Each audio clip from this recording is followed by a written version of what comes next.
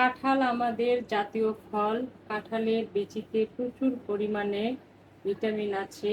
উল্লেখযোগ্য ভিটামিন: মানসিক চাপ কমাতে সাহায্য করে, ক্যান্সার প্রতিরোধ করে, হজম শক্তি বৃদ্ধি করে, চেহারায় তারুণ্য ধরে রাখে। আজ থাকছে কাতল মাছের মাথা দিয়ে লোভনীয় ও পুষ্টিকর কাঁঠালের বিচির ডাল। চলুন দেখে আসি কিভাবে তৈরি করেছি।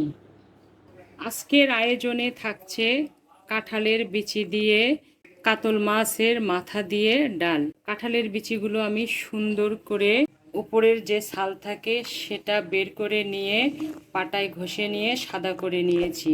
এখন আমি এই বিচিগুলো সিদ্ধ করতে দেব। আর এদিকে আমি মাছটা হালকা একটু মশলা দিয়ে মেখে নেব। আদা বাটা, রসুন বাটা, জিরে বাটা, সামান্য হলুদ, লবণ, শুকনো মরিচের গুঁড়া। তার আগে একটা টিপস বলি, মাথাটা আমি এমনভাবে কেটেছি যেন মাছের মাথার ভেতরে যে মগজ বা তেলটা থাকে এটা যেন বের হয়ে না যায়, তাহলে রান্নাটা সুস্বাদু হবে না। আমি রান্নার সময় এই মাথাটা ভেঙে দেব, তাহলে মগজ বা তেলটা রান্নার ভেতরে থেকে যাবে, এতে করে রান্নাটা অনেক সুস্বাদু হবে।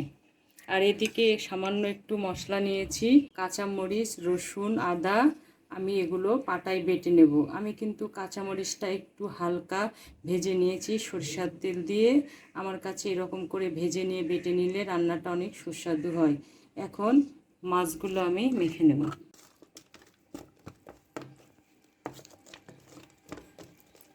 মাছটা লবণ টবণ মরিচ দিয়ে হলুদ দিয়ে মেখে নিলে মাছের কাঁচা গন্ধটা থাকবে না, রান্নাটা অনেক সুস্বাদু হবে। মাছ মাখা হয়ে গেছে, ওদিকে কড়াই বসিয়ে দিয়েছি। এখন সব মাছগুলো আমি ভেজে নেব। এখন আমি কাঁঠালের বিচিগুলো লবণ আর পানি দিয়ে 80% সিদ্ধ করে নামিয়ে নেব। কড়াই গরম হয়ে গেছে, আমি মাছগুলো এখন ভেজে নেব।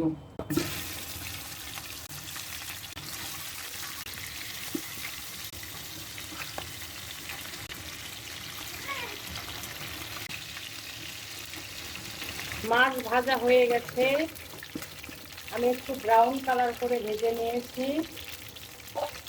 সব তুলে নিচ্ছি।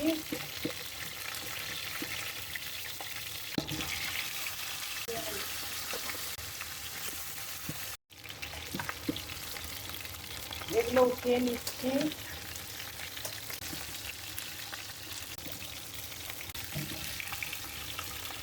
বিসমিল্লাহির রহমানির রহিম। কড়াই গরম হয়ে গেছে, সরিষার তেল দিলাম পরিমাণ মতো। মাছ ভাজা তেলটা দিয়ে দিলাম, এতে করে স্বাদ হবে। 1 চামচ জিরা ফোড়ন দিলাম, তো গরম মশলা দিলাম, 5টা সাদা এলাচ, দারচিনি পরিমাণ মতো, 2টো তেজপাতা, পেঁয়াজ দিলাম পরিমাণ মতো। তা একটু ভেজে নেব। পেঁয়াজ ভাজা হয়ে গেছে, আমি বেশি ভাজিনি, পেঁয়াজের কাঁচা গন্ধটা নেই। হালকা একটু পানি দিলাম,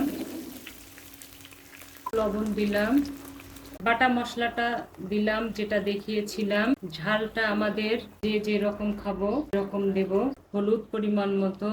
আমি একটু শুকনা মরিচের গুঁড়া দেব, একটু পরে দেব, তাহলে কালারটা সুন্দর হবে। দেব। মশলাগুলো ভাজা হয়ে গেছে, তেল ভেসে উঠেছে, একটা সুগন্ধ ভেসে আসছে, তার মানে আমাদের মশলা কষানো হয়ে গেছে। পরিমাণ মতো শুকনো মরিচের গুঁড়া দিলাম, ভাজা মাছগুলো দিয়ে দিলাম। আমি মাছটা আগে সুন্দর করে কষিয়ে ভুনে নেব।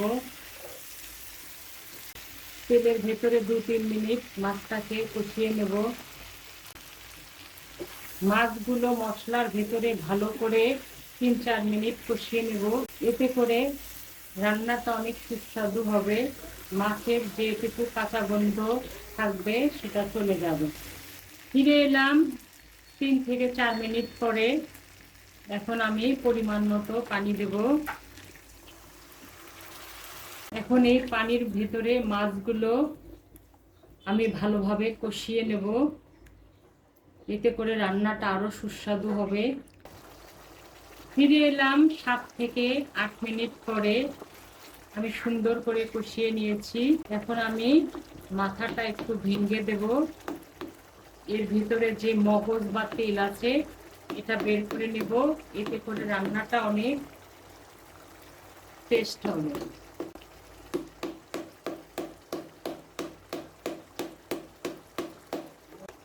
মাছগুলো একটু ভেঙে ভেঙে দিচ্ছি। মাথাটা আমি ভেঙে দিচ্ছি। মাথাটা আমি ভেঙে দিয়েছি।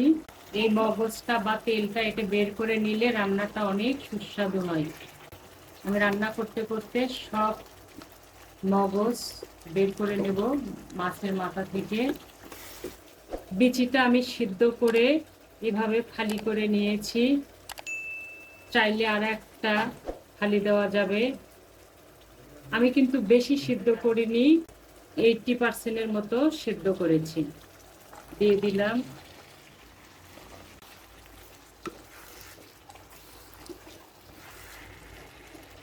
এখন আমি বিচিগুলো মাছ সহকারে এই ঝোলের ভেতরে কষিয়ে নেব। ফিরে এলাম 6 থেকে 7 মিনিট পরে। তেল ভেসে উঠেছে, সুন্দর একটা গন্ধ ভেসে আসছে। তার মানে আমাদের কষানো কমপ্লিট। এখন আমি রান্না হওয়ার জন্য পানি দিলাম। আর একটু পানি লাগবে, আমি পরিমাণ মতো পানি দিলাম।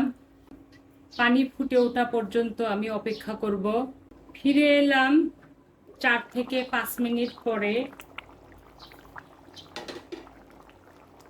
আমি এখানে 3 টেবিল চামচ পেঁয়াজ বেরেস্তা দিচ্ছি। এতে করে রান্নাটা অসাধারণ হবে। এখানে অবশ্যই পেঁয়াজ বেরেস্তাটা দেবেন। একটু নাড়া দেব। আমি চেক করে দেখেছি সব ঠিক আছে। ঢেকে দিলাম। ফিরে এলাম প্রায় 12 থেকে 13 মিনিট পরে। কয়েকটি কাঁচামরিচ পাকা মরিচ দিয়ে দিলাম। এতে করে সুঘ্রাণ হবে, ঝাল করবে না। বন্ধ করে দিলাম। আমরা যেরকম গ্রেভি খাবো সেই পর্যায়ে জালটা বন্ধ করে দেব। এতে ঠান্ডা হওয়ার পরে আরেকটু ঝোল টেনে নেবে। ফিরে আসব 7 থেকে 8 মিনিট পরে। ফিরে এলাম 6 থেকে 7 মিনিট পরে। আমি একটু দেখিয়ে দিচ্ছি। হয়ে গেল সুস্বাদু পুষ্টিকর কাতল মাছের মাথা দিয়ে কাঁঠালের বিচির ডাল। অবশ্যই তৈরি করে খাবেন। সিজনের ফল বা সবজি সিজনেই খেতে হয়, তাহলে সিজনের যে রোগ জ্বর সর্দি কাশি থেকে আমরা রক্ষা পাই। আশা করি আপনাদের ভালো লেগেছে। আরও মজার মজার রেসিপি পেতে আমার ছোট্ট চ্যানেলটি সাবস্ক্রাইব করে ভিডিওটি লাইক কমেন্ট শেয়ার করে আমার সঙ্গে থাকবেন। ভালো খান, সুস্থ থাকুন। ইনশাল্লাহ আবার দেখা হবে। আল্লাহ হাফেজ।